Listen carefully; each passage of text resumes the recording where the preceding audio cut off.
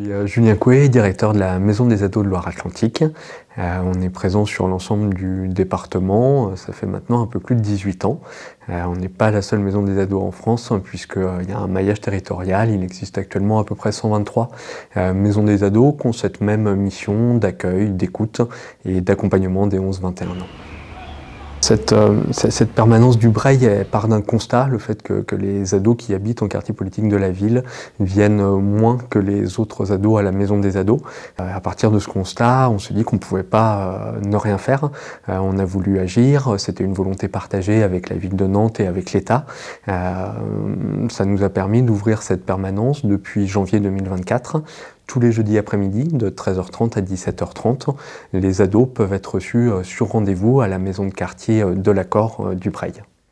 Alors les trois principaux sujets qui amènent les ados à pousser la porte de la maison des ados, ce sont les mêmes que les ados habitent en quartier politique de la ville ou dans d'autres territoires.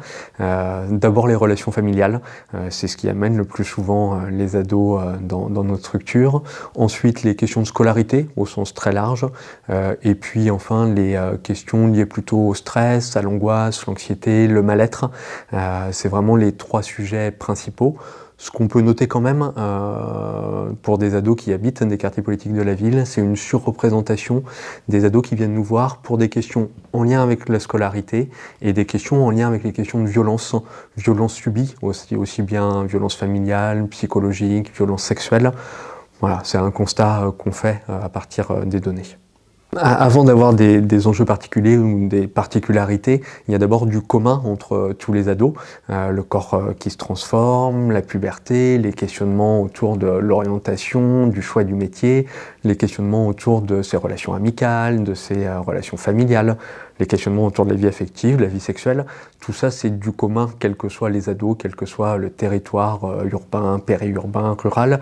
Donc avant d'avoir des particularités, il y a tout ce commun adolescent. Pour autant, il y a des particularités pour les ados qui habitent dans les QPV, qui viennent notamment des éléments socio-économiques, environnementaux. On sait que la souffrance psychique, elle est accrue quand on vit dans des conditions, que ce soit de logement, socio-économique difficile, quand il y a du chômage, quand il y a de la précarité, quand il y a du refus d'aller vers le soin par manque de financement. C'est des choses forcément qu'on retrouve au Breil avec des situations sociales qui sont complexes. Il faut qu'on accepte ça et c'est la plus-value de la maison des ados, d'avoir des équipes pluriprofessionnelles. Et avant de s'occuper de la santé globale et du bien-être des jeunes, parfois on fait un détour par des éléments plus sociaux, par des éléments plus éducatifs, avant de revenir avec l'ado dans une temporalité qui est la sienne sur sa santé, sur son bien-être. Il faut accepter de prendre le temps, il faut accepter sa temporalité et parfois son urgence, c'est pas sa santé. Ça va d'abord être ses conditions de vie, ça va d'abord être sa scolarité. Oui, alors c'est vrai qu'on constatait déjà avant le Covid une augmentation du mal-être adolescent.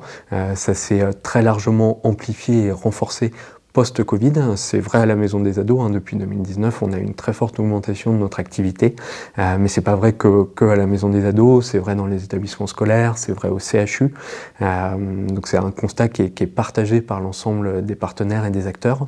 Il y a des chiffres qui le montrent, je crois que c'est l'IFOP qui a sorti une étude récemment en indiquant qu'un quart des jeunes avaient déjà eu des idées ou des pensées suicidaires, donc on voit que c'est un phénomène massif, d'ampleur, et qu'il faut apporter des réponses concertées, des réponses en prévention, en accompagnement. On a vraiment besoin de tout le monde sur ce sujet de la santé mentale des ados. Des fois, on va aussi prendre du temps pour travailler la demande. Des fois, l'ado, c'est pas si clair, il sent qu'il a besoin de venir parler. Pourquoi? C'est pas tout à fait construit et on va travailler avec lui autour de sa demande. Et puis parfois, on peut orienter. Effectivement, quand ça a du sens, on peut orienter vers une mission locale, on peut orienter vers l'hôpital, on peut orienter vers du libéral. Voilà, on a tout un réseau autour de nous. Donc soit on accompagne, soit on oriente. Mais le plus important, c'est de pousser la porte.